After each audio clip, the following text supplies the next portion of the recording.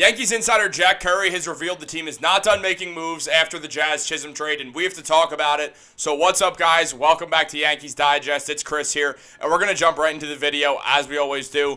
But, guys, make sure you're subscribed. 93% of viewers are not subscribed. What's up with that, guys? Just hit that subscribe button. It won't change your life, but each one of those, it slowly changes our lives at Yankees Digest. And, you'll get some great content in the process. So make sure you're doing that. But let's talk some baseball, guys, because the New York Yankees are not done making moves. After that trade that they made, they brought in Jazz Chisholm. The rumors have been here for a while, and it's official. Jazz is coming to New York. It's obviously going to help the team out a ton. Gabby did a whole video on it, so make sure you check that out. To real quick give my thoughts for a half second, I like the move. I think he's going to improve in New York. I think playing for a winning team is going to help his hitting improve. I really hope Aaron Boone doesn't put him at the 4-hole slot or something weird like that. But Aaron Boone's an idiot, so he probably will do just that, and then I'll get on a video and probably once again mention how Aaron Boone deserves to be fired and should never coach in baseball again. But that's not the point of this, guys.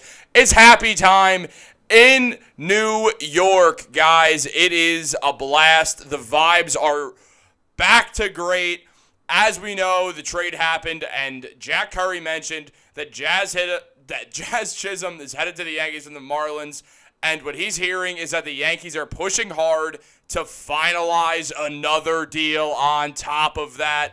Obviously, they have to do that. Getting Jazz Chisholm is great, don't get me wrong. It adds stability at that second base spot, and also it just helps you get another player who's an above-average baseball player, if nothing else. I know he was voted the most overrated player by fellow MLB players and all that. I understand that his hype might be a little bit better than his numbers, especially on the hitting end, but I do think that he'll improve in New York, as I mentioned earlier. But you have to think, with this move happening, with all the talk about Jazz probably becoming a second baseman once again, going back to the infield, I don't see Jazz as a third baseman, meaning I think the Yankees are still going to go out there and are trying to find a third baseman. Now, obviously, sooner rather than later, it feels like John Birdie will get back, and that'll be a huge help because DJ LeMahieu is as washed up as anyone ever.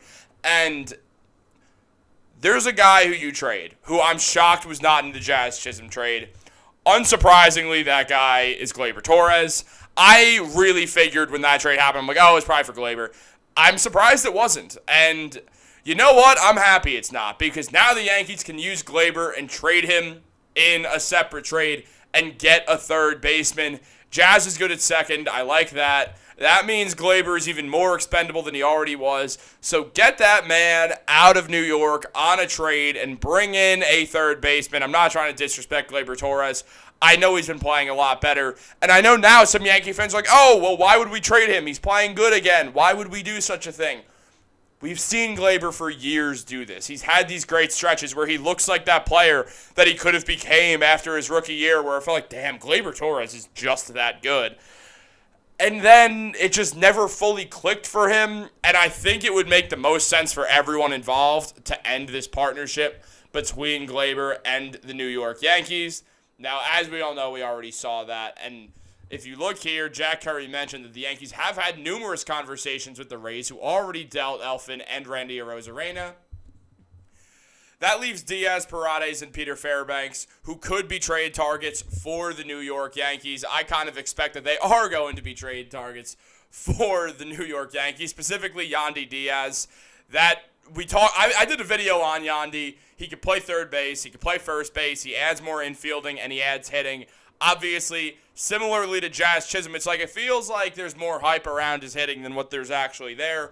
But with Yandy, not too long ago, the man was an all-star because of the way he could hit the baseball. Now, that's slowed down this year, but again, he's on a bad team. The Rays have looked bad, and it might be demoralizing for a guy like that to play for a bad team, and it might be screwing with his hitting, where if you put him in New York, that's a guy who can put at the 4-hole slot, and I won't be mad, Aaron Boone, but you just put him there. I feel like that would help out a ton with the team. They should totally go for it. If you could get Peter Fairbanks in the process, that'd be pretty great. Also, use Gleyber to your advantage. I feel like that would have to be some sort of multi-team deal or something like that. I don't see why the Rays would want Gleyber Torres as much, but you never know what they're thinking. It does feel like the Yankees and Rays are barreling towards a trade pretty quickly, and at the same time, when you look at what Cashman's been doing, it feels like he woke up which we obviously love. Now, Gleyber has played better since he got benched. Since then, in 18 games and 74 plate appearances, he's hitting over 3 for an average. His OPS is 862. The man is playing some of the best baseball, well, the best baseball he's played all season. It feels like it's clicking for him. I think this is the time you sell high on him. I think it makes the most sense to still move on from Gleyber and go your own way. That's my opinion on it. And Gleyber actually did talk a little bit about the fact that he might get traded and all the trade rumors around him. And let's take a look at that real quick. Now, as mentioned by Anthony Castrovins, the Yankees had their best record for the majors in mid-June, but they had one of the worst records after, and this obviously is not the Gleyber-Torres thing, but essentially they have too much riding on Juan Soto to let the deadline pass quietly. I forgot that one was there specifically, but look, here's the deal. Gleyber's been very much like, I don't really care about all this. I don't really care if there's trade talks. I'm just going to keep playing baseball. The same nothing answer that any good, bad interview gives you. Now, at the same time, Castrovins is right. The Yankees can't let this go by them. It's why they acquired Jazz, but that's not enough. You have to keep going. And I think the only way is to just keep on making trades, Cashman. You still got some time. Make some trades. Have this be your best deadline in history, in your long history of running the Yankees. Please get it done. We need this. This is a huge step in the right direction, getting Jazz, but there's just going to have to be more that they want to do. And obviously pitching's another thing. It feels like they're going to beef up that bullpen one way or another. Right now they have the 18th ranked bullpen in baseball. Obviously Clay Holmes blew another save just last night. They're going to be fine with that bullpen. I know it's covered in injuries, but the Yankees love having a great bullpen. They always have. Brian Cashman's a massive fan of having a great bullpen. I mean, look, last year their one move was for a relief pitcher. So when you look at things, I'm pretty confident that the next move very well could involve landing more help in that bullpen. I think that would be a great call. I'm also curious to see what happens with Nestor. There's a world where Nestor gets traded, and I could see them doing that to get more bullpen arms or maybe a third baseman in that way, and then you use Gleyber for pitching arms.